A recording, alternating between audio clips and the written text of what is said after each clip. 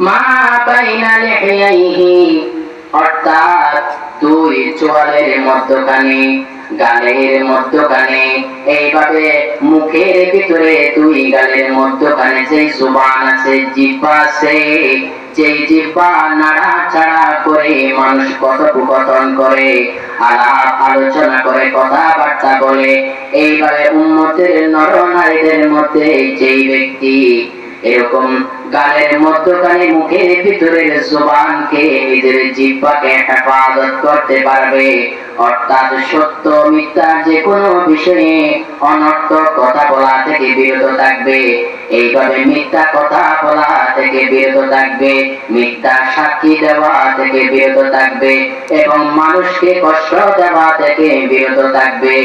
সর্বোপরি জবানের মধ্যে জিহ্বাকে উম্মতের নরনারীদের মধ্যে যেই ব্যক্তি হেফাজত করতে পারবে, ওয়ামা বাইনা রিজলাইহি, এইভাবে দুই হাঁটুর মধ্যবর্তী, দুই রানের মধ্যবর্তী, দুই পায়ের মধ্যবর্তী স্থান অর্থাৎ লজ্জা স্থানের যেই ব্যক্তি হেফাজত করবে উম্মতের নরনারীদের মধ্যে, ওই ব্যক্তির জন্য, ওই উম্মতের জন্য বিশ্ব নবী, আখিরি নবী, নবী মুহাম্মদ মুস্তাফা সাল্লাল্লাহু আলাইহি ওয়াসাল্লাম আজমাল্লাহুল জান্নাহ, জান্নাতের জিম্মাদারি নিয়ে নেবেন। সুবহানাল্লাহ।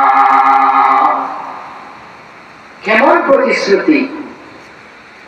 এত বিশাল কোন কাজ তো না, মাত্র দুইটা বিষয় হেফাজত করার জন্য বলেছেন, অযথা ব্যবহার, অপাত্রে ব্যবহার না করার জন্য বলেছেন।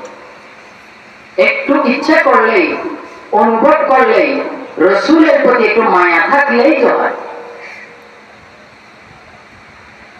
কলব মে সোস नहीं,